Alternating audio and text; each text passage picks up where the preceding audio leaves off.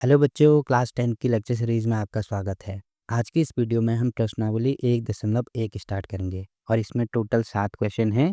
तो एक-एक करके सारे क्वेश्चन हम डिस्कस करेंगे। तो देखो आज का पहला क्वेश्चन क्या दिया है। देखो इसमें दिया है कि निम्नलिखित संख्याओं को अभाज्य गुणनखंडों के गुणनफल के रूप में व्यक्त कीजिए। मतलब ये जो संख्याएँ हमें दी हैं, सबसे पहले तो हमें इनके गुणनखंड करने होंगे। जैसे इसके नाम ही से पता लग रहा होगा कि गुणन का मतलब होगा गुणा और खंड का मतलब होता है इनके छोटे-छोटे टुकड़े करने हैं। और वो छोटे टुकड़े कैसी होनी चाहिए? अभाज्य संख्या होनी चाहिए। जैसे एग्जांपल के लिए अगर मैं कहीं पे 12 लिखता हूँ, 12 के अगर मुझे गुणनखंड करने हैं तो 12 को मैं 6 गुणा 2 लिख सकता हूँ। तो देखो मुझे अभाज्य संख्या चाहिए, बट यहाँ पे 6 एक अभाज्य संख्या नहीं है। मतलब इसके भी मुझे और छोटे टुकड़े करने होंगे। तो 6 को जैसे मैं लिख सकता हूँ 2 गुणा 3। अब गुणा 2 लिखेंगे तो ये इसके अभाज्य गुणनखंड होगी। अगर आपको अभाज्य संख्या नहीं पता क्या होती है तो मैं एक बार आपको बता देता हूँ। देखो जो अभाज्य संख्या होती है उसके केवल 2 ही गुणनखंड होते हैं। एक होता है 1 और दूसरा होता है खुद वो संख्या। जैसे एग्जाम्पल के लिए 2 है तो 2 के कितने गुणनखंड हैं? एक तो 1 है और दूसरा है खुद वो संख्या। गुणनखंड होने का मतलब ये है कि 2 का भाग किस-किस में जाएगा। मतलब अगर मैं 1 का भाग 2 में करता हूँ तो पूरी-पूरी बार जाएगा। यहाँ पे आपको दिख रहा होगा 0 शेष बच रहा है। वैसे ही अगर मैं 2 का भाग 2 में करता हूँ तो पूरी-पूरी बार जाएगा। यहाँ पे होगा 1 और यहाँ पे भी 0 शेष बच रहा है। बाकी कोई भी नंबर ऐसे नहीं होंगे जिसका भाग 2 में पूरी-पूरी बार जाए। वैसे ही एग्ज़ाम्पल के लिए अगर मैं 5 लेता हूँ तो 5 में भी क्या होगा, 1 1 मतलब 1 का भाग हो जाएगा और उसके बाद खुद वो संख्या मतलब 5 का ही जाएगा।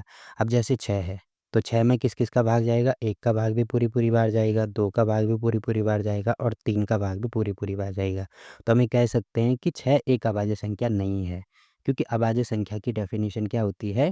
केवल 2 गुणनखंड होने चाहिए। कौन-कौन से? एक तो 1 और दूसरा खुद वो संख्या। यहाँ पे आपको दिख रहा होगा इसके 3 गुणनखंड हैं। तो अभाज्य संख्या का कॉन्सेप्ट भी आपको पता चल गया होगा, ठीक है? अब देखो कैसे इनको सॉल्व करना है। जैसे पहले पार्ट आपको दिख रहा होगा, यहाँ पे दिया है 140। तो 140 के सबसे पहले गुणनखंड निकाल दो। तो देखो सबसे पहले इसमें 2 का भाग करेंगे। तो यहाँ पे पहली संख्या देखनी होती है 2 के भाग के लिए। देखो 0 में 2 का भाग चले जाएगा, मतलब पूरी संख्या में चली जाएगी। कितनी बार जाएगा? यहाँ पे हो जाएगा 70।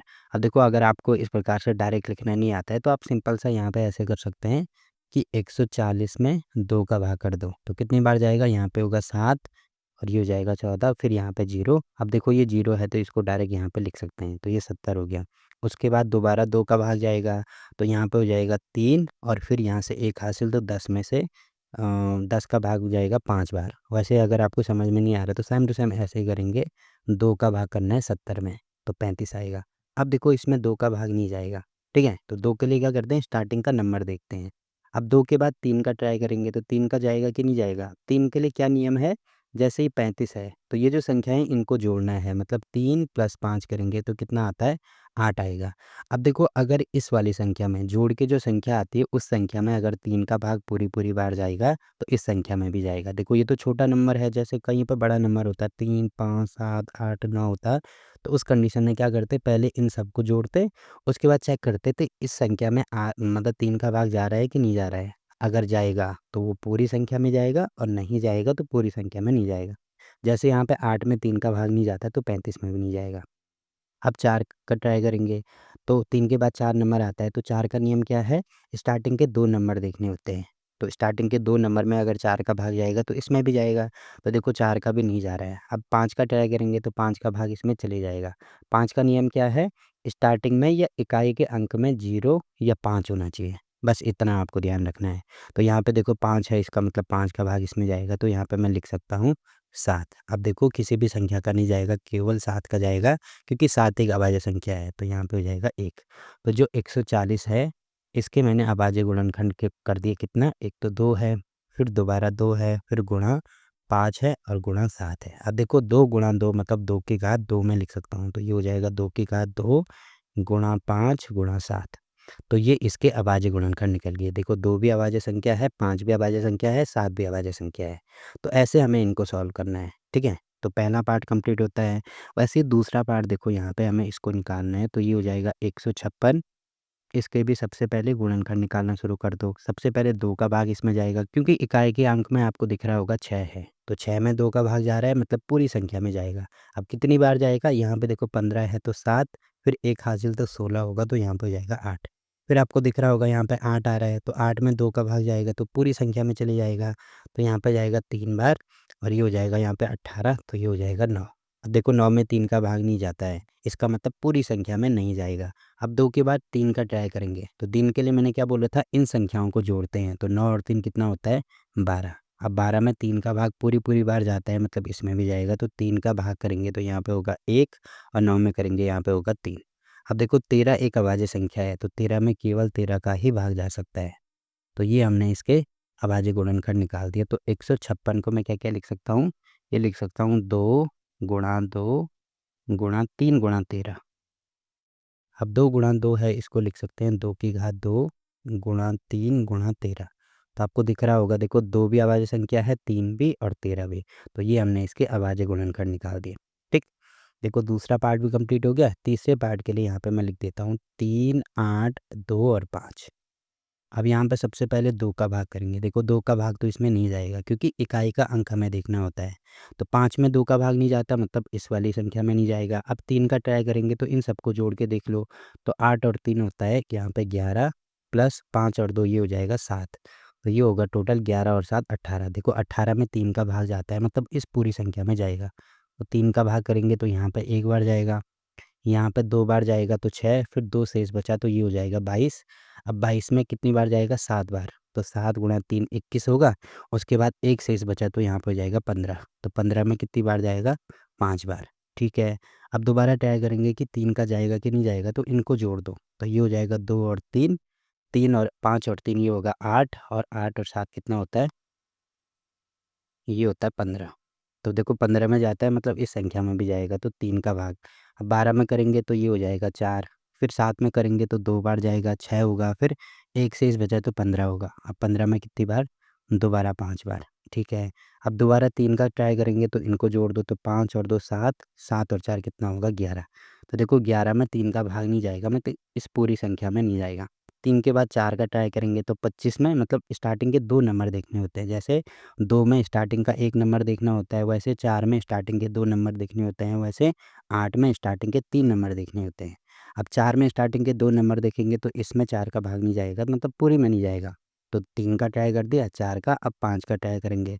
तो 5 के लिए मैंने बोला था स्टार्टिंग में 0 और 5 होना चाहिए, मतलब इकाई के अंक में या तो 0 हो या 5 हो। तो देखो 5 है, इसका मतलब 5 का भाग चले जाएगा, तो यहाँ पे कितनी बार जाएगा, 8, 8 पंजे 40 होगा, फिर 2 बचा तो 25 होगा, और बचा कितना यहाँ पे 5। दोबारा 5 का भाग जाएगा, तो यहाँ पे हो जाएगा 1, और ये 3 शेष बचा तो ये हो जाएगा 35। तो 35 में यहाँ पे 7 बार जाएगा। अब देखो 17 एक अभाज्य संख्या है, तो 17 में केवल 17 का ही जा सकता है, तो यहाँ पे हो जाएगा 1। तो 3, 8, 2, 5, इसको मैं लिख सकता हूँ 3 गुणा 3 गुणा 5 गुणा 5 गुणा 17। देखो 3 2 बार है, तो यहाँ पे मैं लिख सकता हूँ 3 की घात 2 गुणा 5 भी 2 बार है, तो 5 की घात 2 गुणा यहाँ पे हो जाएगा 17। तो आपको दिख रहा होगा 3 भी अभाज्य संख्या है, 5 भी अभाज्य संख्या है, 17 भी अभाज्य संख्या है। तो ये हमने इसके अभाज्य गुणनखंड निकाल दिए। ठीक, तो ये वाला पार्ट भी कंप्लीट होता है। अब मैं चौथा पार्ट यहाँ पे बता देता हूँ आपको। देखो इसमें है 5 0 0 5। अब इसमें आपको दिख रहा होगा 2 का भाग तो नहीं जाएगा, क्योंकि स्टार्टिंग में 5 है। 3 का भी नहीं जाएगा, क्योंकि सब इन सब को जोड़ते हैं तो 5 और 5 ये हो जाएगा 10। 10 में 3 का भाग नहीं जाता, मतलब इसमें भी नहीं जाएगा। अब 4 का भी नहीं जाएगा, फिर 5 का ट्राई करेंगे, क्योंकि स्टार्टिंग में 5 है तो 5 का भाग चले जाएगा। तो यहाँ पे 5 एकम 5, 1 होगा, फिर यहाँ पे 0, यहाँ पे 0, दोबारा यहाँ पे हो जाएगा 1। अब 1001 आ रहा है, तो इसमें 5 का नहीं जाएगा।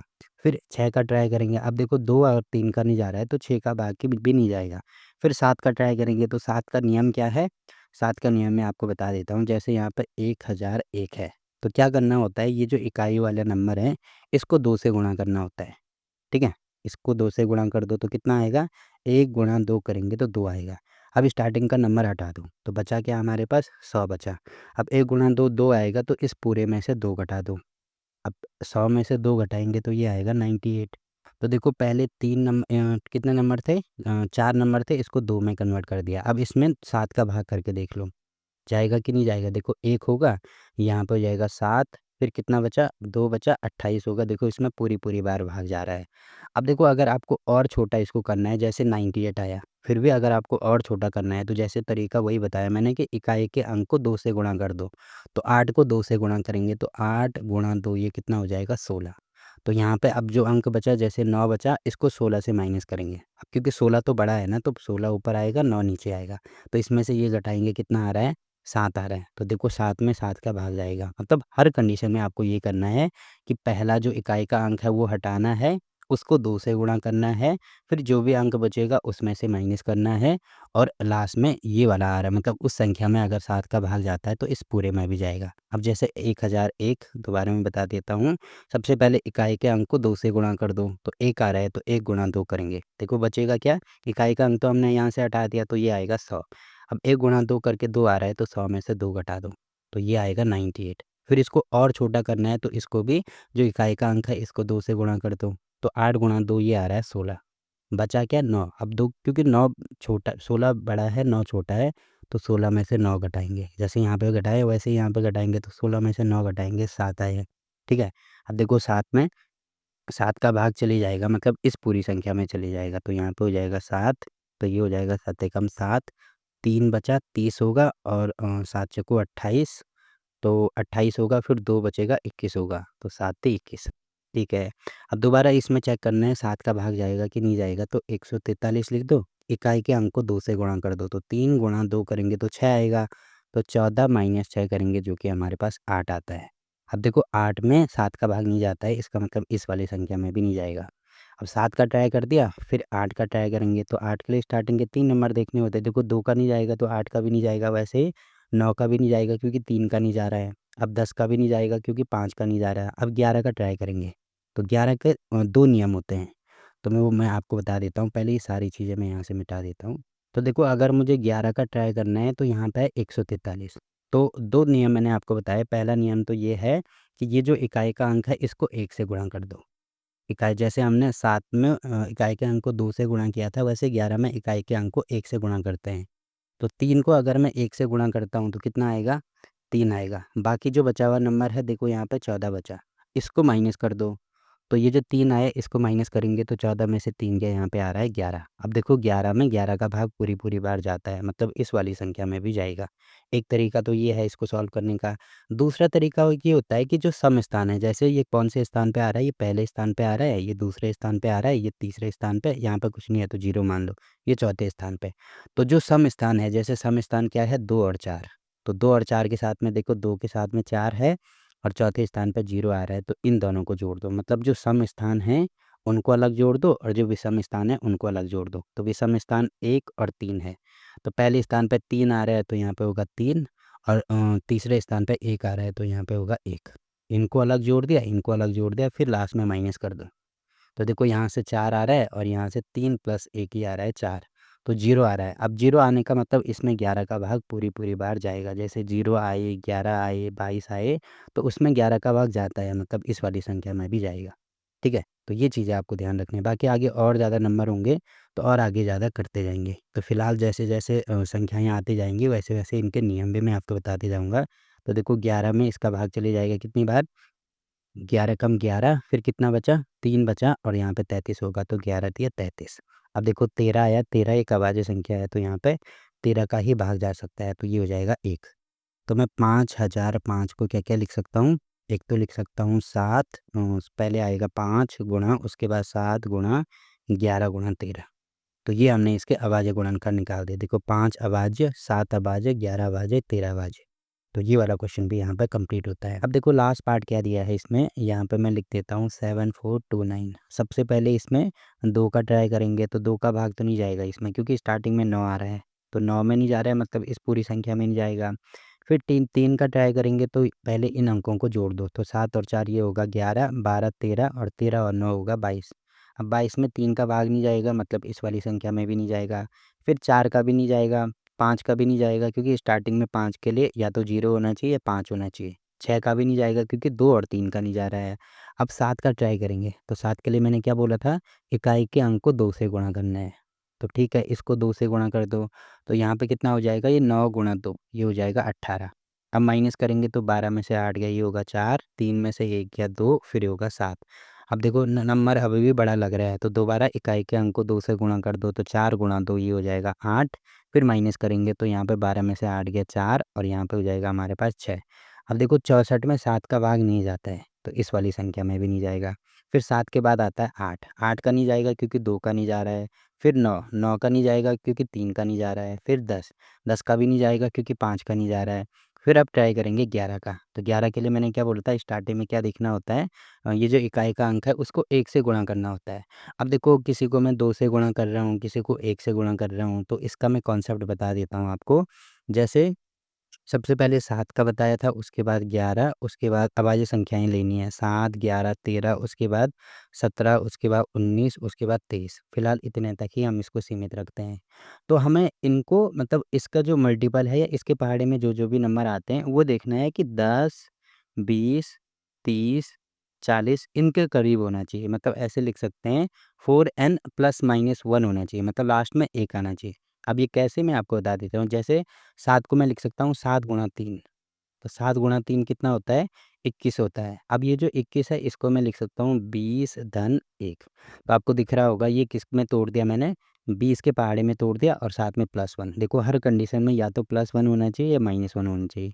जैसे 11 है तो 11 को मैं लिख सकता हूँ 10 - 1, ठीक है।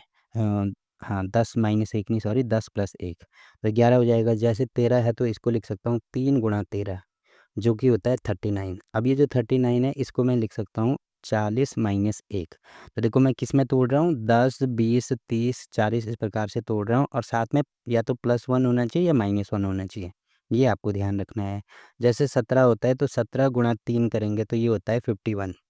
अब 51 को मैं लिख सकता हूँ क्या 50 + 1। वैसे ही 19 में क्या होगा देखो इसको मैं लिख सकता हूँ 20 - 1। वैसे ही जो 23 है 23 गुणा 30 करेंगे 23 गुणा 30 नहीं सॉरी 23 गुणा 3 करेंगे तो ये हो जाएगा हमारे पास 69। अब 69 को मैं लिख सकता हूँ 70 - 1। तो आपको दिख रहा होगा किसी में +1 आ रहा है, यहाँ पे भी +1 आ रहा है, किसी में -1 आ रहा है, +1 आ रहा है, -1 आ रहा है। तो अगर प्लस का 1 होगा तो उस कंडीशन में माइनस करेंगे। देखो प्लस का 1 है क्योंकि 7 का +1 आ रहा है तो यहाँ पे हम माइनस कर रहे थे। अगर माइनस का 1 आएँगे तो उस कंडीशन में हम प्लस करेंगे, ये भी आपको ध्यान रखना है, ठीक है? जैसे यहाँ पे अगर 13 का भाग करते हैं देखो माइनस आ रहा है तो हम क्या करेंगे प्लस करेंगे। जैसे इसमें 7 का हमने ट्राई कर दिया, अब देखो 11 का ट्राई करेंगे यहाँ पे 7429। तो यहाँ पे स्टार्टिंग का जो अंक है 11 के साथ में देखो यहाँ पे 1 आ रहा है, ठीक है? ये तो मैंने आपको बताया नहीं, ये मैं बता देता हूँ। इसको 7 को 2 से गुणा करने का मतलब ये है यहाँ पे 2 आ रहा है इसीलिए 2 से गुणा कर रहे हैं। 11 को 1 से गुणा इसीलिए कर रहे हैं क्योंकि यहाँ पे 1 आ रहा है। 13 को हम 4 से गुणा करेंगे, वैसे ही 17 को हम 5 से गुणा करेंगे, 19 को 2 से गुणा करेंगे, 23 को हम 7 से गुणा करेंगे। तो अब देखो 11 को हम 1 से गुणा करेंगे क्योंकि यहाँ पे 1 आ रहा है, तो 9 गुणा 1 करेंगे तो 9 एकम 9, तो यहाँ पे 9 लिख दिया। अब इसके साथ में देखो क्या आ रहा है +1 आ रहा है, तो +1 आ रहा है मतलब घटाना है। देखो प्लस आएगा तो घटाएँगे और माइनस आएगा तो जोड़ेंगे। तो इसमें से ये घटा दो तो 12 में से 9 गया यहाँ पे होगा 3, फिर 3 में से 0 गया 3 और यहाँ पे होगा 7। फिर इसको दोबारा 1 से गुणा करेंगे तो ये हो जाएगा 3, फिर माइनस करेंगे तो यहाँ पे आएगा 70। अब देखो 70 में 11 का भाग नहीं जाता है, तो इस पूरी संख्या में नहीं जाएगा। 11 का ट्राई कर दिया, 12 का नहीं करेंगे क्योंकि 2, 3 इनका नहीं जा रहा है तो 12 का भी नहीं जाएगा। अब सीधे अभाज्य संख्या मतलब 13 का ट्राई करेंगे। तो 13 के लिए स्टार्टिंग में क्या गुणा करना होगा 4 से गुणा करना होगा। तो ये जो 7429 है इसमें इसको हम 4 से गुणा करते हैं तो 9 चौको ये हो जाएगा 36। अब देखो यहाँ पे माइनस आ रहा है तो इसको हम प्लस करेंगे, मतलब माइनस आ रहा है तो प्लस करेंगे, जैसे प्लस आ रहा है तो माइनस कर रहे थे। अब यहाँ पे इसको जोड़ेंगे तो 6 और 2 ये हो जाएगा 8, 4 और 3 ये हो जाएगा 7 और ये हो जाएगा यहाँ पे 7, ठीक है। अब दोबारा क्या कर दो इस वाली संख्या को 4 से गुणा कर दो तो 8 चौको ये हो जाएगा 32। फिर 7 और 2 यहाँ पे कितना होगा ये 9 और 7 और 3 कितना होगा यहाँ पे 11, 119 आ रहा है। अब देखो दोबारा अगर नहीं हो रहा है तो दोबारा और छोटा कर दो, इसको 4 से गुणा कर दो तो 9 चौको कितना होगा 36, तो 11 और 36 कितना होगा ये 6 और 1 7, 3 और 1 4। अब देखो 47 में 13 का भाग नहीं जाता है तो इसका मतलब इस वाली संख्या में भी नहीं जाएगा। अब 13 के बाद 17 का ट्राई करेंगे तो यहाँ पे मैं लिख देता हूँ। देखो पहले मैं इन सबको मिटा देता हूँ यहाँ से। अब 17 के लिए एक स्टार्टिंग में क्या देखना होता है 5 देखना होता है, मतलब इकाई के अंक को 5 से गुणा कर दो तो 9 पंजे ये हो जाएगा 45। अब देखो 17 के साथ में +1 आ रहा है मतलब यहाँ पे माइनस करना होगा, तो 12 में से 5 गया यहाँ पे हो जाएगा 7, फिर यहाँ पे 13 है और यहाँ पे 4 है, ये हो जाएगा 9, फिर यहाँ पे ये हो जाएगा 6, फिर दोबारा इसको 5 से गुणा कर दो तो 7 पंजे ये हो जाएगा 35, फिर माइनस कर दो तो इसमें से ये घटाएंगे यहाँ पे होगा 4, इसमें से ये घटाएंगे यहाँ पे होगा 3, तो 34 आ रहा है। अब देखो 34 में 17 का भाग जाता है तो इस वाली संख्या में भी जाएगा, ठीक है। तो यहाँ पे हम 17 का भाग करेंगे सबसे पहले, कितनी बार जाएगा, 17 चौको ये होता है 68, तो मतलब 4 बार जाएगा और 68 और 74 में माइनस करेंगे तो कितना बचेगा हमारे पास, ये बचेगा 6, फिर 62 होगा तो 17 × 51 होता है। अब इसको माइनस करेंगे तो ये आएगा हमारे पास यहाँ पे कितना, 1 और यहाँ पे आएगा 1, मतलब 11 आ रहा है और साथ में 19 है तो 119 ही हो जाएगा। अब कितनी बार जाएगा, 17 × 7, 17 7 119 होता है तो यहाँ पे हो जाएगा 7। अगर आपको ऐसा करना नहीं आ रहा है तो सीधे भाग करना शुरू कर दो, इसमें 7429, तब यही आंसर आएगा, ठीक है।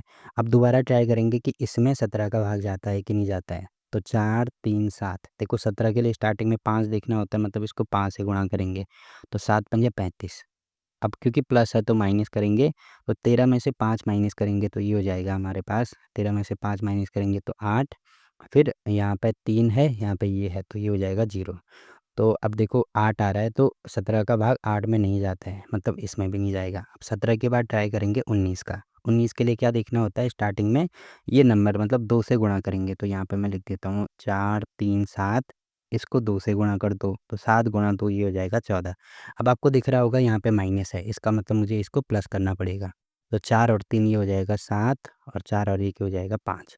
तो देखो 19 का भाग 57 में चले जाता है, तो इस वाले में भी चले जाएगा, तो यहाँ पे 19 का भाग जाएगा, 19 दूनी ये होगा 29, 5 शेष बचा, फिर 7 होगा 57, तो कितनी बार, 3 बार जाएगा।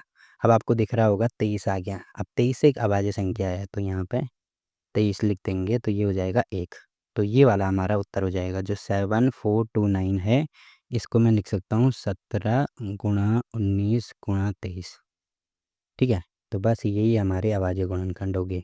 तो यहाँ पे पहला पार्ट कंप्लीट होता है। अब देखो अगला क्वेश्चन क्या दिया है इसमें, देखो इसमें दिया है कि पूर्णांकों के निम्नलिखित युग्मों के एचसीएफ और एलसीएम ज्ञात कीजिए तथा इसकी जांच कीजिए कि दो संख्याओं का गुणनफल बराबर एचसीएफ गुणा एलसीएम। तो दो संख्याओं का गुणनफल इसके बराबर होता है, ये तो एक फॉर्मूला है जो कि आपको ध्यान रखना है कि कोई भी दो संख्याएं अगर दी है, माना पहली संख्या x है, दूसरी संख्या y है, तो इनको अगर हम गुणा करते हैं तो इन दोनों संख्याओं के एलसीएम के बराबर वो आता है गुणा एचसीएफ। जब दोनों एलसीएम और एचसीएफ को भी गुणा करेंगे तो वो चीज़ें आ जाएंगी, दोनों बराबर आते हैं मतलब, ठीक है। तो सबसे पहले तो हमें ये निकालना है कि इन दोनों संख्याओं का पहले एचसीएफ भी निकालना है फिर एलसीएम भी निकालना है।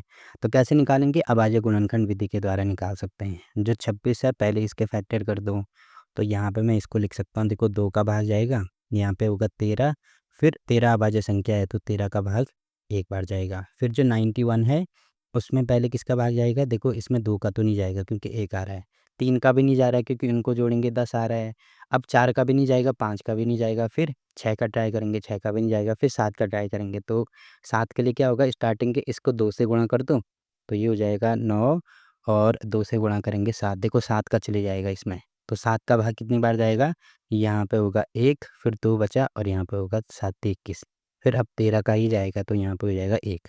अब जो 26 है इसके अभाज्य गुणनखंड निकाल दिया मैंने, ये आ रहा है 2 × 13, और जो 91 है इसके भी अभाज्य गुणनखंड निकाल दिए मैंने, ये आ रहा है कितना, 7 × 13। अब मुझे अगर एचसीएफ निकालना है तो एचसीएफ के लिए क्या करते हैं, यहाँ पे जो चीज़ कॉमन होती है उसको लेते हैं, जैसे देखो 13 यहाँ पे भी है, 13 यहाँ पे भी है, तो ये वाला जो 13 है इसको लेंगे तो यहाँ पे एचसीएफ में लिख दूंगा 13, ठीक है। और अगर मुझे एलसीएम निकालना है इनका, तो एलसीएम कैसे निकालेंगे, जो चीज़ कॉमन है उसको लेंगे, जैसे 13 यहाँ भी है, 13 यहाँ भी है, ठीक है, यहाँ पे हो जाएगा 13। अब जो चीज़ कॉमन नहीं आ रही उसको भी लेते हैं, जैसे यहाँ पे 2 आपको दिख रहा होगा और साथ में यहाँ पे 7 दिख रहा होगा तो इसको भी लेते हैं। अब इनको गुणा करेंगे तो कितना होगा, ये 13 × 7 × 2, तो ये हो जाएगा 14। अब इन दोनों को गुणा करेंगे तो ये आएगा हमारे पास 182। तो आपको दिख रहा होगा एचसीएफ भी हमने निकाल दिया, 13 आ रहा है, और एलसीएम भी हमने निकाल दिया, 182 आ रहा है। अब लास्ट में हमें ये भी निकालना है कि इन दोनों संख्याओं का गुणनफल एचसीएफ और एलसीएम के बराबर है। तो सबसे पहले लिखेंगे दोनों संख्याओं का गुणनफल। तो सबसे पहले लिखना होगा दोनों संख्याओं का जो गुणनफल है 26 × 91, मतलब दो संख्याएं हैं, इनका गुणनफल कितना आ रहा है, इनको गुणा करके आएगा हमारे पास 2 3 6 6, मतलब 2366 गुणा करके आप खुद ही देख सकते हैं। और एलसीएम और एचसीएफ का गुणा कर दो। देखो एचसीएफ हमारे पास आ रहा है 13 गुणा एलसीएम हमारे पास आ रहा है 182। तो इनको गुणा करके भी देखना 2 3 6 6 आ रहा है, मतलब ये दोनों संख्याएं देखो आपस में बराबर हैं। तो ये हमने अपने गुणा की जांच भी कर दी यहाँ पे। ठीक है, तो ये वाला क्वेश्चन कंप्लीट होता है। अब देखो थोड़ी देर के लिए मैं आपको एक चीज़ बता देता हूँ। यहाँ पे बच्चे बहुत ज़्यादा कन्फ्यूजन होते हैं एचसीएफ और एलसीएम में। देखो एचसीएफ का मतलब होता है फैक्टर, और फैक्टर को हिंदी में बोलते हैं गुणनखंड। गुणनखंड मतलब गुणा करके उसका खंड करना है, टुकड़ा करना है। अब टुकड़ा जैसे 26 के अगर मैं टुकड़े करता हूँ तो वो तो छोटा ही होगा ना, जैसे 91 के टुकड़े करेंगे वो भी छोटा होगा। तो आपको ये ध्यान रखना है कि एचसीएफ में हमेशा संख्या इन दोनों संख्याओं से छोटी होगी। जैसे आपको दिख रहा होगा यहाँ पे कितना है, 13 है, जो कि 26 और 91 से छोटी है। वैसे ही एम का मतलब होता है मल्टीपल, और मल्टीपल को हिंदी में बोला जाता है गुणज। गुणज को हो या सिंपल सी भाषा में आपको इसको समझना है तो इसका मतलब होता है पहाड़े। पहाड़ी का मतलब ये है कि जैसे 13 26 के टेबल में जो भी नंबर आते हैं वो सारे उसके पहाड़े हो जाएंगे, और 91 के टेबल में जो भी नंबर आते हैं वो सारे उसके नंबर हो जाएंगे। जैसे 26 के टेबल में कहीं पे एक जगह पे 182 भी आएगा, 91 के टेबल में एक जगह पे कहीं पे 182 भी आएगा। ठीक है, ये आपको ध्यान रखना है। अब देखो जो पहाड़े हैं वो हमेशा बड़े ही होंगे ना। जैसे 3 का अगर मैं पहाड़ा पढ़ता हूँ तो 3 का पहाड़ा होता है 3, 3 दूनी 6, फिर होगा 9, फिर होगा 12। तो आपको दिख रहा होगा ये संख्या हमेशा ही 3 से बड़ी होगी। वैसे ही सेम टू सेम जो मल्टीपल होता है या जो एलसीएम होता है वो हमेशा ही इन दोनों संख्याओं से बड़ा होगा। जैसे 26 से बड़ा है, 91 से बड़ा है, जो कि आपको दिख रहा होगा। ये इतनी चीज़ें आपको इसमें ध्यान रखनी है। ठीक, तो देखो पहला पार्ट यहाँ पे कंप्लीट हो गया। वैसे ही सेम टू सेम इसको सॉल्व करेंगे। तो पहले मैं 510 के गुणनखंड कर देता हूँ। तो यहाँ पे 2 का भाग जाएगा, तो ये हो जाएगा यहाँ पे 2, फिर 11 होगा, दोबारा 5 होगा, और यहाँ पे हो जाएगा 10, 5। अब 2 का भाग नहीं जाएगा 3 के लिए, 5 और 5 10, और दोबारा देखो 12 में 3 का भाग जाता है, मतलब इसमें भी जाएगा। तो ये हो जाएगा यहाँ पे कितना, 25 है तो 8 बार जाएगा, फिर 15 होगा तो 5 बार जाएगा। अब 8 और 5 होता है 13, 13 में 5 3 का भाग नहीं जाता है, तो इस वाली संख्या में भी नहीं जाएगा। अब 3 के बाद सीधे 5 ट्राई करेंगे। तो यहाँ पे हो जाएगा 1, फिर 3 बचा 35 होगा, तो यहाँ पे हो जाएगा 7। अब सीधे 17 का ही भाग इसमें जाएगा, तो ये हो जाएगा 1। अब देखो जो 510 है उसको मैं क्या-क्या लिख सकता हूँ? ये लिख सकता हूँ 2 गुणा 3 गुणा 5 गुणा 17। ठीक है। अब वैसे जो 92 है इसके भी गुणनखंड निकाल दो। तो इसके गुणनखंड मैं यहाँ पे निकाल देता हूँ। देखो 2 का भाग जाएगा तो यहाँ पे होगा 4, फिर यहाँ पे हो जाएगा 6, फिर दोबारा 2 का भाग जाएगा तो यहाँ पे होगा 2, यहाँ पे होगा 3। अब 23 एक अभाज्य संख्या है तो 23 का 23 में ही जाएगा। तो ये जो 92 है इसको मैं क्या-क्या लिख सकता हूँ? इसको लिख सकते हैं 2 गुणा 23। अब देखो एलसीएम के लिए मैंने क्या बोला था, पहले एचसीएफ निकालो। एचसीएफ के लिए क्या बोला था, एचसीएफ हमेशा फैक्टर है यानी गुणनखंड है तो छोटी संख्या ही होगी। तो क्या करेंगे, जो चीज़ें दोनों में कॉमन आ रही है वो लिखेंगे। जैसे 2 यहाँ पे भी है, 2 यहाँ पे भी है, तो एक तो 2 हो गया। उसके बाद देखो कुछ भी कॉमन नहीं है तो एचसीएफ इसका 2 ही हो जाएगा। अब मुझे एलसीएम निकालना है, तो जो चीज़ कॉमन है वो लिख दो। जैसे 2 यहाँ भी है, यहाँ भी है, 2 मैंने लिख दिया। उसके बाद जो कॉमन नहीं है वो सारी चीज़ें लिखेंगे। जैसे 3 लिखेंगे, उसके बाद 5, 3 5 17, 3 5 17, उसके बाद ये 2 भी आएगा और साथ में 23 भी आएगा। अब इन सब के गुणा करके देखो कितना आएगा। तो इनको गुणा करके हमारे पास आ रहा है 2 3 4 6। ये गुणा आपको खुद ही करना पड़ेगा। ठीक है, तो एचसीएफ आ रहा है हमारा 2, एलसीएम आ रहा है 2 3 4 6 0। तो देखो ये हमने यहाँ पे इसका एलसीएम और एचसीएफ निकाल दिया। बाकी आगे हमें क्या करना है इसमें, मतलब इन दोनों संख्याओं का गुणनफल और साथ में एलसीएम और एचसीएफ का गुणा करके देखना है कि दोनों बराबर आने चाहिए। तो यहाँ पे लिखना होगा, सबसे पहले लिखेंगे दोनों संख्याओं का गुणनफल। तो एक संख्या है 510, दूसरी संख्या है 92। तो इनको गुणा करके हमारे पास आएगा 46 92 0, और इन दोनों को गुणा करके हमारे पास आएगा 46920। देखो यहाँ से दोनों संख्याएं बराबर आ रही हैं, तो ये चीज़ आप खुद ही लिख सकते हैं। तो ये वाला पार्ट भी हो गया। अब लास्ट पार्ट इसमें दिया है 3 3 6। तो पहले तो मुझे इसके अभाज्य गुणनखंड निकालने होंगे। देखो 2 का भाग जाएगा तो यहाँ पे होगा 1, फिर 1 हासिल बची तो यहाँ पे होगा 13, 6 होगा, फिर दोबारा 1 हासिल बची 16 होगा तो यहाँ पे हो जाएगा 8, फिर दोबारा 2 का भाग जाएगा तो यहाँ पे हो जाएगा 8 और यहाँ पे होगा 4, फिर 2 का भाग जाएगा तो यहाँ पे होगा 4, यहाँ पे होगा 2, फिर दोबारा 2 का भाग जाएगा तो यहाँ पे होगा 2, यहाँ पे होगा 1। अब 2 का भाग नहीं जाएगा, अब 3 का भाग जाएगा इसमें, तो यहाँ पे हो जाएगा 7, फिर 7 का भाग जाएगा यहाँ पे हो जाएगा 1। मतलब जो 336 है इसको मैं लिख सकता हूँ 2 गुणा 2 गुणा 2 गुणा 2, 1 2 3 4 बार, 2 को 4 बार लिखा, उसके बाद 3 गुणा 7। वैसे ही इसको भी निकालेंगे, जो 54 है इसको मैं क्या लिख सकता हूँ, देखो 2 का भाग करेंगे तो यहाँ पे होगा 2 दूनी 4, फिर 4 होगा तो यहाँ पे हो जाएगा 27। अब 2 का भाग नहीं जाएगा, 3 का भाग जाएगा तो यहाँ पे होगा 9, फिर दोबारा 3 का भाग जाएगा यहाँ पे होगा 3, दोबारा 3 का भाग जाएगा यहाँ पे हो जाएगा 1। तो जो 54 है उसको मैं लिख सकता हूँ 2 गुणा 3 गुणा 3 गुणा 3। तो ये संख्याएँ मैंने निकाल दी। अब सबसे पहले यहाँ से एचसीएफ निकाल दो। एचसीएफ कितना होगा? देखो जो चीज़ आ रही है, कॉमन आ रही है दोनों में, वो लिखेंगे। जैसे 2 यहाँ भी है, 2 यहाँ भी है, तो एक तो 2 आ गया। उसके बाद देखो 3 यहाँ भी है, 3 यहाँ भी है, तो उसके बाद 3 आ गया। अब बाकी चीज़ें आपको दिख रहा होगा, 3 यहाँ पे है बट उसके बाद 3 नहीं है। वैसे ही 2 यहाँ है बट नहीं है, 7 यहाँ है बट नीचे नहीं है। तो इसका मतलब इसका जो एचसीएफ आएगा वो आएगा 6। और एलसीएम अगर हमें निकालना है तो जो चीज़ कॉमन है वो लिखेंगे। जैसे 2 यहाँ भी है, यहाँ भी है, तो 2 लिख दिया। उसके बाद 3 यहाँ भी है, यहाँ भी है, तो 3 लिख दिया। और बाकी जो कॉमन नहीं है वो सारी चीज़ें लिखेंगे। तो 2 गुणा 2 गुणा 2, तो ये हो जाएगा 8 गुणा यहाँ पे हो जाएगा 7। फिर ये दोनों कॉमन आ गए थे, और 3 गुणा 3, तो ये हो जाएगा यहाँ पे 9। मतलब जो कॉमन नहीं है वो सारी चीज़ें भी लिखनी होंगी। अब इनको गुणा करके कितना आ रहा है, गुणा खुद ही कर लेना आप, 3024। तो देखो एचसीएफ भी हमने निकाल दिया, एलसीएम भी हमने निकाल दिया। बाकी इसको हमें आगे सॉल्व करना है, तो यहाँ पे लिखेंगे। तो इनको गुणा करके आ रहा है हमारे पास 18 144, और इसको गुणा करके भी आ रहा है 18 144। तो देखो दोनों बराबर आ रहे हैं, इसका मतलब ये भी हमने सॉल्व कर दिया। ठीक, तो देखो ये वाला पार्ट भी यहाँ पे कंप्लीट होता है। अब देखो अगला क्वेश्चन क्या दिया है इसमें। देखो इसमें दिया है कि अभाज्य गुणनखंड विधि द्वारा निम्नलिखित पूर्णांकों के एचसीएफ और एलसीएम ज्ञात कीजिए। तो जैसे पिछले वाले क्वेश्चन करा था, सेम टू सेम वैसे ही करेंगे। तो सबसे पहले हमें 12 के गुणनखंड निकालने पड़ेंगे। तो 12 के गुणनखंड सबसे पहले 2 का भाग जाएगा, यहाँ पे होगा 6, फिर दोबारा 2 का भाग जाएगा, यहाँ पे हो जाएगा 3, और फिर दोबारा 3 का भाग जाएगा, यहाँ पे हो जाएगा 1।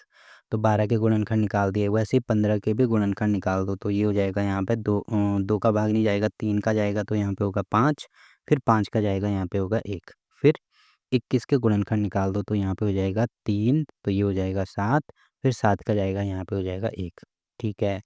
अब देखो 12 को मैं लिख सकता हूँ क्या, इसको लिख सकते हैं 2 गुणा 2 गुणा 3। वैसे ही जो 15 है उसको मैं लिख सकता हूँ 2 नहीं सॉरी 3 गुणा 5। और वैसे ही जो 21 है इसको मैं लिख सकता हूँ 3 गुणा 7। तो अगर मुझे एलसीएम निकालना है, पहले एचसीएफ निकाल दो। एचसीएफ अगर मुझे निकालना है तो मैंने क्या बोला था, जो चीज़ कॉमन आती है। अब देखो उसमें 2 नंबर थे, इसमें 3 नंबर है, तो जो तीनों में कॉमन आएगी, देखो 3 यहाँ पे भी है, यहाँ पे भी है, यहाँ पे भी है, तो 3 लिख देंगे। उसके बाद आपको कुछ भी यहाँ पे कॉमन नहीं दिख रहा होगा। जैसे 2 यहाँ है बट यहाँ नहीं है, वैसे ही 5 यहाँ है बट यहाँ नहीं है, 7 यहाँ है बट इनमें नहीं है, तो इसका मतलब एचसीएफ आएगा हमारे पास 3। वैसे ही अगर मुझे एलसीएम निकालना है तो एलसीएम के लिए जो कॉमन है वो तो एक बार लिखेंगे, और बाकी जो नंबर नहीं है कॉमन उनको भी लिखना है। जैसे 2 बच गया तो 2 लिखेंगे, फिर दोबारा यहाँ पे 2 बच गया तो ये 2 लिखेंगे, फिर यहाँ पे 5 बच गया तो 5 लिखेंगे, फिर 7 बच गया तो यहाँ पे 7 लिखेंगे। अब इनको गुणा कर दो, तो 3 गुणा 2 ये हो जाएगा 6, 5 गुणा 2 ये हो जाएगा 10 गुणा 7, और 6 से तक कितना होगा, 7 छक्के ये हो जाएगा 42, और साथ में 0 है तो 420 इसका एलसीएम आ गया। ठीक है, तो एचसीएफ भी हमने निकाल दिया, एलसीएम भी हमने निकाल दिया।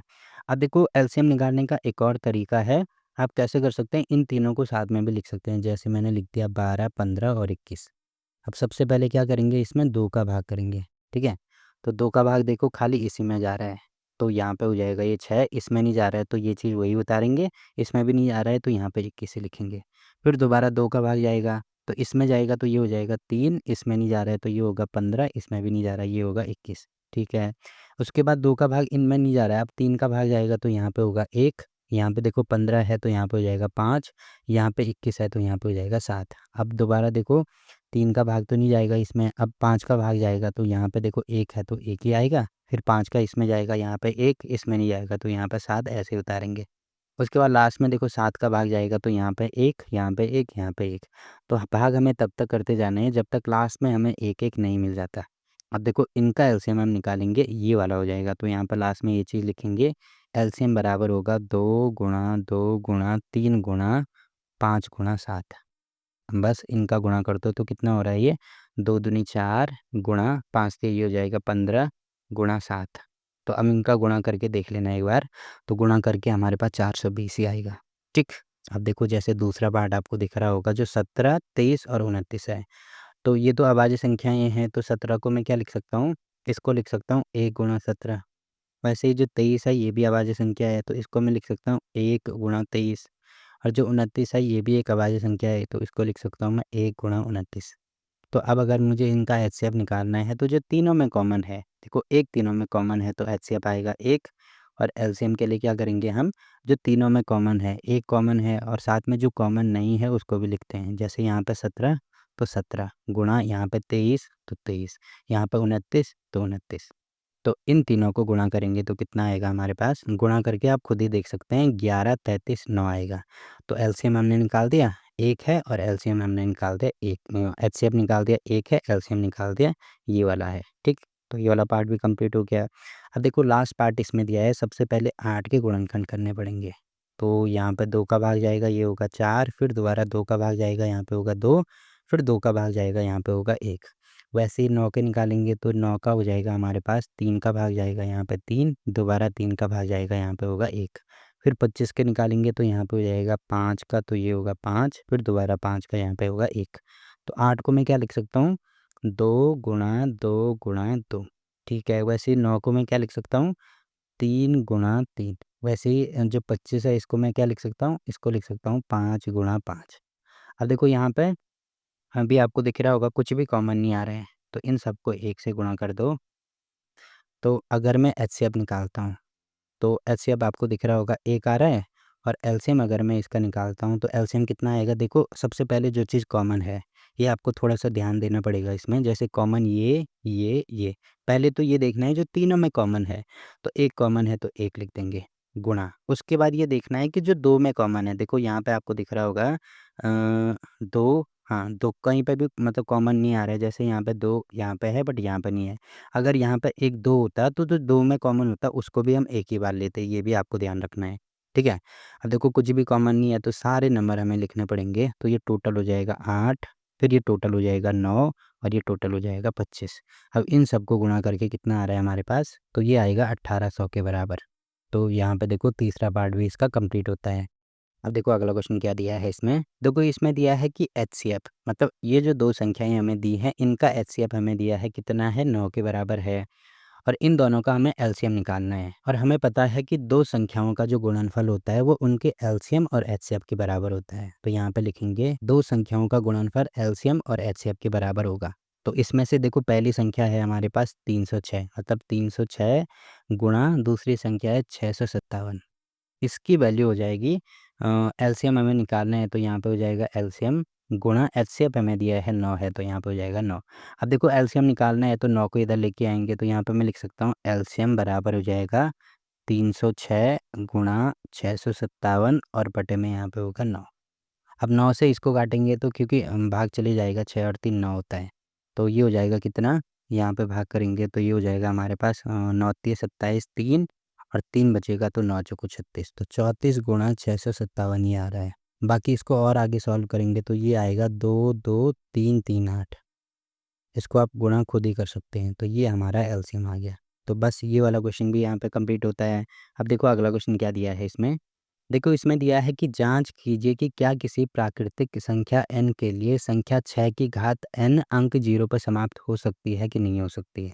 देखो सबसे पहले तो हमें दिया है कि n हमें कोई प्राकृतिक नंबर लेना है, तो यहाँ पे लिखेंगे सबसे पहले प्रश्न के अनुसार लिखेंगे जो प्राकृतिक संख्या n है वो, क्योंकि प्राकृतिक संख्या 1 से शुरू होती है, 1 2 3 4 5 6 हम कुछ भी ले सकते हैं। तो सबसे पहले तो ये हमने लिख दिया। उसके बाद संख्या दी है हमें 6 की पावर n, यहाँ पे लिखेंगे संख्या बराबर है 6 की पावर n। अब सबसे पहली कंडीशन में n का मान हम 1 रखेंगे, तो n बराबर 1 रखने पर जो संख्या है वो क्या आएगी, संख्या बराबर आएगी 6 की घात 1, जिसको मैं 6 लिख सकता हूँ। अब ये हमें चेक करना है कि ये जो संख्या है वो 0 पे समाप्त होगी कि नहीं होगी। ठीक है। तो यहाँ पे आपको दिख रहा होगा ये 0 पे समाप्त होने का मतलब जैसे कोई संख्या लिख दी 2 4 8 5 9, तो 0 पे समाप्त होने का मतलब जो लास्ट डिजिट है या जो यूनिट प्लेस है या जो इकाई का अंक है वो हमारा 0 होना चाहिए। तो यहाँ पे देखो इकाई का अंक 6 आ रहा है, 0 पे समाप्त नहीं हो रही है। उसके बाद अगर मैं n बराबर 2 रखता हूँ, तो तब जो हमारा संख्या होगी, यहाँ पे लिखेंगे जो संख्या होगी वो बराबर होगी 6 की घात 2। तो 6 की घात 2 मतलब 6 गुणा 6, जिसको कि मैं 36 लिख सकता हूँ। यहाँ पे भी देखो इकाई के अंक में 6 आ रहा है। वैसे ही जब n बराबर हम 3 रखते हैं, तो तब क्या हो जाएगी, जो संख्या होगी वो हो जाएगी 6 की घात 3। वैसे 6 गुणा 6 गुणा 6 बराबर कितना होगा, ये हो जाएगा 6 गुणा 6 36 गुणा 6, तो ये हो जाएगा 216। तो आपको दिख रहा है कि इकाई के अंक में यहाँ भी 6 आ रहा है, यहाँ भी 6 आ रहा है, यहाँ भी 6 आ रहा है। वैसे ही और आगे इस प्रकार से आगे बढ़ाते जाएंगे तो हर कंडीशन में 6 आएगा। तो यहाँ पर लास्ट में लिखेंगे क्योंकि n एक प्राकृतिक संख्या है, n प्राकृतिक संख्या रखने पर प्रत्येक दशा में इकाई का अंक 6 आएगा। हर कंडीशन में आप कितनी भी पावर रखो यहाँ पे 6 ही आएगा। इसीलिए जो संख्या है वो 0 पर समाप्त नहीं हो सकती है। ठीक है? तो ये वाला क्वेश्चन यहाँ पे कंप्लीट होता है। अब देखो अगला क्वेश्चन क्या दिया है इसमें। देखो इसमें दिया है कि व्याख्या कीजिए कि ये एक संख्या दी है और साथ में ये वाली एक संख्या दी है। ये भाज्य संख्याएँ क्यों हैं? अब देखो भाज्य संख्याएँ तो आपको पता ही होगा ना। सबसे पहले तो अभाज्य संख्याओं के बारे में ना मैंने आपको बताया था। अभाज्य संख्याएँ क्या होती हैं? वही संख्याएँ जिनके केवल 2 गुणनखंड होते हैं और 2 गुणनखंड कौन-कौन से? एक तो 1 होगा और दूसरा होगा खुद वो संख्या। तो ये तो अभाज्य संख्याएँ होगी। भाज्य संख्याएँ वही संख्याएँ होती हैं जिनके 2 से अधिक गुणनखंड होते हैं। मतलब एक और खुद वो संख्या तो होगी, इसके अलावा कम से कम एक और गुणनखंड इसका होना चाहिए, तभी हम इसको भाज्य बोल सकते हैं। जैसे 4 एक भाज्य संख्या है, क्यों है? क्योंकि 4 के 3 गुणनखंड हैं, एक तो 1 है 2, 1 है 4। तो देखो 3 है इसीलिए भाज्य है। अब अगर मैं 5 लेता हूँ, 5 के केवल 2 गुणनखंड है, एक तो 1, एक 5 मतलब एक 1 हो गया, एक खुद वो संख्या होगी। तो पहले आपको भाज्य और अभाज्य संख्याओं के बारे में पता होना चाहिए। अब इसको हल करते हैं तो जैसे पहला पार्ट इसमें दिया है 7 गुणा 11 गुणा 13 प्लस 13।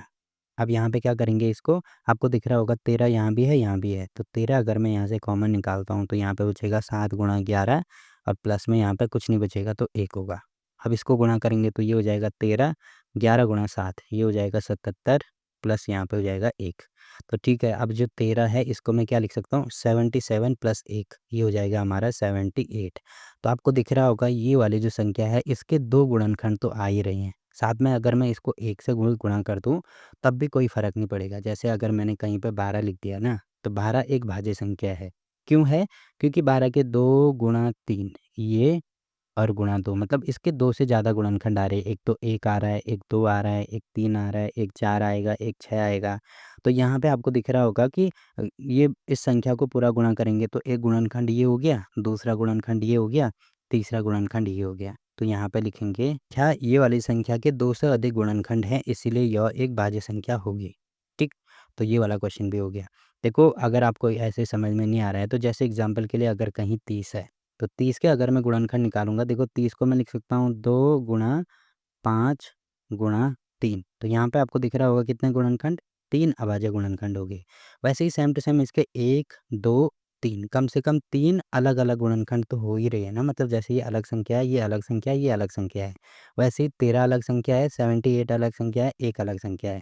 तो कम से कम 3 तो आ ही रहे हैं और 3 के अलावा और बहुत सारे भी आ सकते हैं, आगे हमें जानना ही नहीं है, कम से कम 3 होने चाहिए। वही चीज़ हमने यहाँ पे लिखी है। तो सेम टू सेम इस वाले के लिए भी हम करेंगे, तो पहले यहाँ पे मैं संख्या लिख देता हूँ। देखो संख्या हमें दी है 7 गुणा 6 गुणा 5 गुणा 4 गुणा 3 गुणा 2 गुणा 1 और धन यहाँ पे हो जाएगा 5। अब देखो 5 यहाँ पे भी है, यहाँ पे भी है, तो यहाँ से भी 5 कॉमन निकालेंगे तो ये हो जाएगा 7 गुणा 6 गुणा यहाँ पे हो जाएगा 4 गुणा 3 गुणा 2 गुणा 1 प्लस यहाँ पे होगा 1। अब आपको दिख रहा होगा अगर मैं इसको हल करता हूँ तो ये हो जाएगा 5 गुणा, तो ये होगा कितना, इसको गुणा करके आप खुद ही देख सकते हैं, ये होगा 1008 के बराबर, साथ में +1 है तो +1 लिखेंगे, तो ये हो जाएगा 5 गुणा 1009। तो यहाँ पे भी आपको दिख रहा होगा 2 गुणनखंड ये हो गए और साथ में एक भी इसका एक गुणनखंड हो गया, तो कम से कम इसके 3 गुणनखंड हो गए। ठीक है? तो यहाँ पे लिखेंगे क्योंकि संख्या इसके 2 से अधिक गुणनखंड है इसीलिए यह एक भाज्य संख्या है। तो क्वेश्चन नंबर 6 भी यहाँ पे कंप्लीट होता है। अब देखो लास्ट क्वेश्चन क्या दिया है इसमें। देखो इसमें दिया है कि किसी खेल के मैदान के चारों ओर एक वृत्ताकार पथ है। कोई खेल का मैदान है इस प्रकार से और इसके चारों ओर मतलब ऐसे वृत्ताकार ये वाला एक पथ इसमें दिया है। ठीक है, यहाँ तक कंप्लीट हो गया। उसके बाद आगे दिया है कि इस मैदान का एक चक्कर लगाने में सोनिया को 18 मिनट लगते हैं। तो जैसे अगर वो चलना यहाँ से प्रारंभ करती है सोनिया, तो एक पूरा चक्कर लगाएगी, कितना मिनट लगेगा? 18 मिनट इसको लगते हैं। आगे दिया है जबकि इसी मैदान का एक चक्कर लगाने में रवि को 12 मिनट लगते हैं। अब जो रवि है अगर वो भी यहीं से शुरू करता है तो उसको कितने मिनट लगेंगे? 12 मिनट लगेंगे, ठीक है। आगे दिया है कि मान लीजिए कि वे दोनों एक ही स्थान से, एक ही स्थान का मतलब अगर सोनिया यहाँ से चलना प्रारंभ कर रही है तो रवि भी यहीं से चलना प्रारंभ करेगा। एक ही स्थान और एक ही समय पे चलना प्रारंभ करते हैं। जैसे ये चल रहा है 7 बजे, सोनिया अगर 7 बजे यहाँ से दौड़ लगाना शुरू करती है तो रवि भी 7 बजे ही करेगा। प्रारंभ करके एक ही दिशा में चलते हैं, जैसे मान लीजिए इस दिशा में ही चलते हैं। तो कितने समय बाद वे पुनः प्रारंभिक स्थान पर मिलेंगे? अब कितने समय बाद मिलेंगे? जैसे यहाँ से अगर वो चलना प्रारंभ कर रहे हैं तो मान लीजिए उस टाइम पे मतलब 0 से शुरू कर रहे हैं क्योंकि यहाँ पे 0 होगा ना। उसके बाद कितने मिनट बाद मिलेंगे ये? मतलब ये टोटल यहाँ पे जैसे सबसे पहले सोनिया है, सोनिया 18 मिनट लगा रही है। तो 0 से शुरू करेगी तो यहाँ पे टोटल जब 18 मिनट हो जाएँगे, उसके बाद वो एक चक्कर लगा देगी, दोबारा यहाँ पे आएगी। रवि कितने मिनट बाद? 12 मिनट बाद। दूसरा चक्कर कितने मिनट में? देखो एक चक्कर 18 मिनट में, दूसरा चक्कर भी 18 मिनट में, तो 18 और 18 कितना होगा? 36, 36 मिनट बाद ये 2 चक्कर लगाएगी। ये कितने मिनट बाद? ये 24 मिनट बाद 2 चक्कर लगाएगा। 12 गुणा 12 24। वैसे ही आगे ये चीज़ बढ़ती जाएगी। अब देखो यहाँ पे तो नंबर बढ़ा लिया गया है। अगर मैं एक छोटा-सा नंबर ले लूँ, जैसे 18 की जगह मान लीजिए ये हमारे पास होता कितना? ये मान लीजिए 4 मिनट होता है और ये मान लीजिए यहाँ पे 5 मिनट होता है। तो उस कंडीशन में देखो, पहले कंडीशन में तो दोनों 0 पे शुरू कर रहे थे। अब ये 4 मिनट में यहाँ पे शुरू करेगी, ठीक है? ये बड़ा है, ये छोटा है, तो इसको 5 ले लो, इसको 4 ले लो। अब देखो पहले ये 5 मिनट में, दूसरा चक्कर 10 मिनट में, तीसरा चक्कर 15 मिनट में, चौथा चक्कर 20, फिर 25, ऐसे करते जाएँगे। वैसे ही ये पहला चक्कर 0 में, फिर 4 मिनट में, फिर 8, फिर 12, फिर 16 और फिर 20।